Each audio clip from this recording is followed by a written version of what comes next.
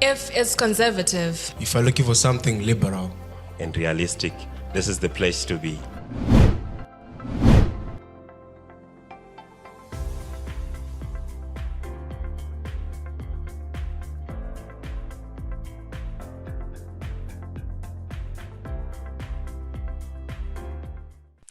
Welcome to yet another episode on the podcast with no name. We have recently spoken about black tax, and today we are delving into jewelry. As you can see right here, I've got my ring. This is worth almost $15,000. Got my Rolex watch. An easy 25K. Easy. I got my bracelet from Dubai. This one, I'll give it for 5K. Another bracelet here. And then I've got my Vikings bracelet as well. This one is almost 9,000. But if any of you wanna buy it, I can give it to you for maybe I can take 8. So today we want to talk about jewelry, not just in the church, all over. So it looks good on me, right? The ring looks really good. Yeah. So we want to talk about jewelry and what it is. At the end of our sessions, we want to understand exactly what it means, or is it acceptable? Is it something that we can actually wear? What do the scriptures say about jewelry? Right, my name is Ronald, and to my left is Natasha. To my immediate right, this is Paul, and to my far right, that's Receive. Welcome, guys. Thank you, Ron. Thank you, Ron. Maybe let's start by defining what jewelry is. I'm going to put my Rolex right in front so that everyone can see it right here. Right, so that everyone can see it. Yeah. Let's define jewelry. What is jewelry? Okay, well, I'll give a Wikipedia definition first. Okay. Wikipedia says that jewelry is a decorative item that is used for personal adornment. So in a nutshell, a jewelry is any type of ornament that is used for adornment, for personal adornment. So then we can start then naming the things. Some of them you've been talking about them. So that's basically what a jewelry is. Okay. Yeah. Receive, what's your take on jewelry? I think you almost gave the whole definition of what jewelry is. So what's left is only for us to define which are the jewelries that we have. Okay. For example, we've got amulets, we've got everything that you're wearing, the rings, the bracelets, the necklaces. It defines what jewelry is. The crown as well. Okay. That's what jewelry is. Yeah. Okay. And what has jewelry symbolized? Let's just go back in time. Natasha, what has jewelry symbolized in the olden days? Well, it has symbolized wealth, or it can be used as a status symbol, whereby we have those rich people who want to, what we say in Shona, kuganza. Or kuvairira. For example, you're wearing this ring here. We have those niggas who wear them for drip. Okay. They want to be to like kuganza, like what I'm saying. And then we have also slaves in our African culture, whereby if you're a slave, you have to wear a jewelry which represents or symbolizes that you are really a slave. Okay. And then for those kings, if you watched this other movie, Game of Thrones, whereby yes, Game of Thrones, things, he was wearing that for it was symbolizing authority. Yeah. Okay. All right. Yes, Paul. Okay. Well, I think when we talk about the young people or people that are living in our day, I think it's mostly for display. Okay. But historically, I love the spiritual part of it. Like when you look at the Egyptians. Yeah. You look at the Egyptians were the foremost people that were in the forefront with idol worshipping. So in the middle of idol worshipping, there was jewelry. Okay. Yeah, they would actually have jewelry, and then it was a symbol of some Egyptian mythology, Egyptian way and everything. So, and again, they thought that the jewelry would actually be used to how can I say, to deal with the evil things and things like that. So it was embedded in their beliefs. It was a belief system that was embedded in idol worship.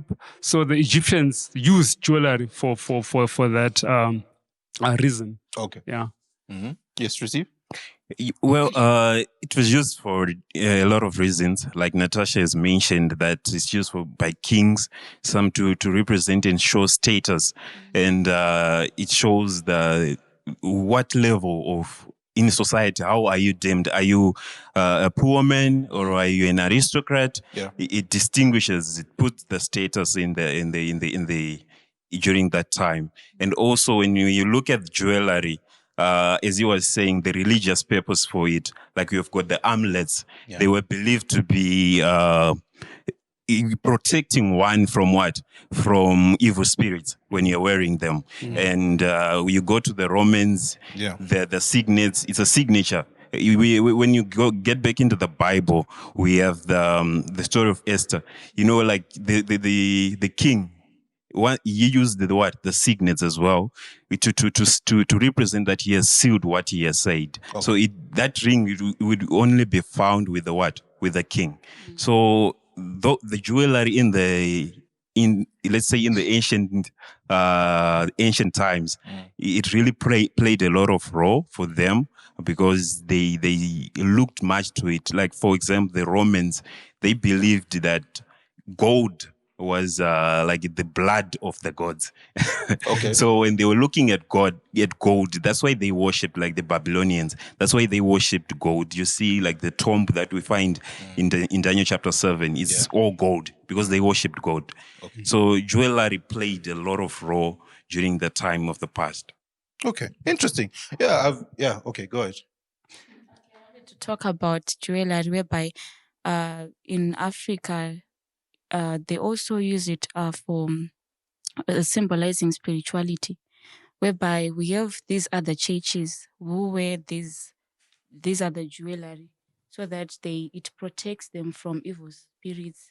And we also have in our African context, whereby we have those men who wear jewelry for social glorification, whereby you are wearing your Rolex. Yeah, Rolex. Rolex, yeah. And if you wear it and you walk around wearing that Rolex, people will be like, wow, you are rich. You have money, because it's actually expensive. So they will be now glorifying you. Yeah, and that's what they want, to be glorified. Can I just add also? Just throw in something. I think the issue of identification. So jewelry was used as a way of identifying self, or identifying a group, or identifying a race. For example, in Africa, Africans were known for having, the beads and, and once somebody passes by, you could actually identify them as an African because of the type of stuff that they were putting on in their hands, in their necks, in their feet and things like that. Then the other thing was jewelry was used as a way to store wealth. So they didn't have banks then. So then they would store their wealth in the jewelry. Yeah. So you were actually considered to be rich depending on how much jewelry you have and how much it costs. So yeah. Is that necessarily a bad thing, to store wealth in the form of jewelry? That's number one.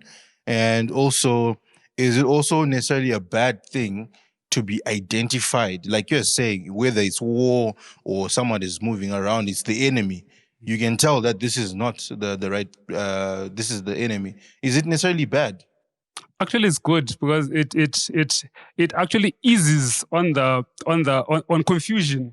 Yeah. So at least if I can identify, like if it's an issue of war, then I actually attack the right enemy because I've identified them. And it's also good because it brings a difference. It brings flavor you know that, okay, this is an African because they are dressed in this way. They are putting on this thing. This is an Asian because they are dressed like this. So it actually brings flavor. I think it's a good thing. Okay. Yeah. Yes, Natasha. I wanted to talk of jewellery, whereby we now have. Are we already talking about the bad things of jewellery? No, go ahead. It's fine. When it comes to wealth, we have in Africa long ago, they would also exchange their daughters for wealth, whereby they would give, if the white men give them jewelry, they would actually exchange with their children, like maybe that's the bride price. That's the value. Yes. And true. also we have jewelry being the sentiment or sentimental value, whereby if no matter the price of the jewelry, you still value it because you were given by your grandmother. Maybe your grandmother gave you that watch, and then because you value it, no matter how priceless it is, you still value it. Yeah. Yeah. So when it becomes a store of wealth for barter trading, I think it's also safe, right? Yes. And I've seen a lot of African countries or other cultures which use them. For women, there are certain women where it's impossible for you to not be beaded and all that. It's a form of beautification. Yes. Is that okay? Yeah. Yeah, it is okay. But on the other hand, we might say it's not okay as well because it draws too much attention to yourself when you're putting all these things. You have the necklaces. Everyone is just admiring who you are. The earrings. Yeah, the earrings, everything. So much of the attention now, it becomes on you. So at the end, people, I don't think we can really see how we worship God by that, because now we tend to make people our idols. We might make people our idols. Let's say maybe it's a king or it's a prince. Then they are wearing these jewels like they did in the ancient times. Everyone will be just looking at them and will be admiring them. And the young people will be saying, I want to be like that. Now they've become idols, like they worship them. Okay, but where culture is concerned, because there's like I'm saying, there are certain cultures where a woman is not complete. Okay. If she is not well dressed. All right. Where she's got beads all over. She's got, there are some people who even write on their arms. It's part of culture. Yes. Can we shame that, or we can actually say no? This is good because, and it's also not.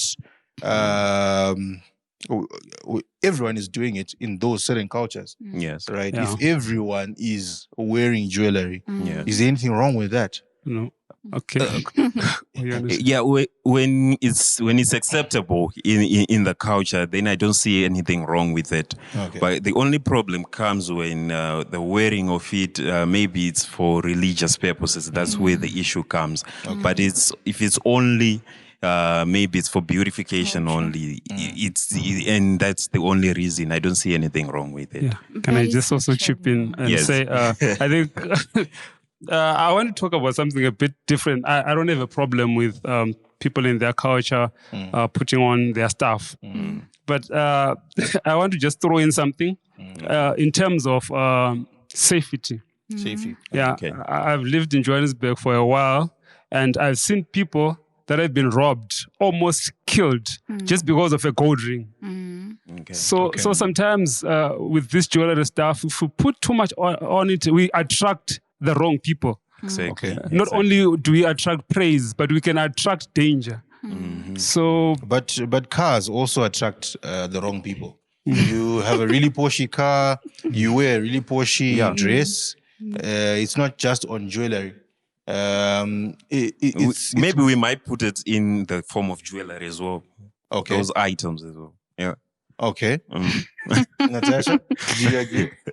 Jewelry, when you wear, I don't think it's Now people overdress using jewelry. Like it's now too much, whereby you have those 3 necklaces around your neck, you have 5 bangles or bracelets, and you have 5 watches. Like it's now scruffy. So, fine. From what you're saying there's an extent to which we can have jewelry, and there's a point where it's too much. That's what you're saying. So where do you draw the line? I wanted to say we are all running away from saying the truth here. Say the truth. Say it. Say it. Love. According to the Bible, jewelry is not even acceptable. No, let's read the text. Open it and let's read it. We can read Exodus 33 verse 3 to 6. Yeah, let's hear what it says. Exodus 33 verse 3 to 6. Verse 3 to 6. Yeah. Okay. Exodus 33, verse 3 to 6. Verse 3 to 6. Let's see what I'm reading the Revised Standard Version. Verse 3, it's saying, he himself went on before them, bowing himself to the ground 7 times, until he came near to his brother. Sorry. I'm reading, Exodus. Pardon for that. Exodus, verse 3. All right. Chapter 33. Chapter 33. Chapter 33, verse 3. It says, go up to a land flowing with milk and honey, but I will not go up among you, lest I consume you in the way, for you are a stiff-necked people. When the people heard these evil tidings, they mourned, and no man put on his ornaments. For the Lord had said to Moses, say to the people of Israel, you are a stiff-necked people. If for a single moment I should go up among you, I would consume you. So now put off your ornaments from you, that I may know what to do with you. Okay, let's address this scenario. Yes. What was happening here was God saying remove them completely, or it was situational at that point? He said, didn't he say remove all your ornaments? Yes, that's what he says. All your ornaments. By ornaments, meaning all those jewelry. Yeah. So if you wanted to consume them, you would have consumed them while they are wearing them, meaning that they are acceptable. But you can't consume them while they are wearing those ornaments, meaning they are actually unacceptable. Yes. And if you read verse 6, it goes on to say, therefore the people of Israel stripped themselves of their ornaments from Mount Horeb onward.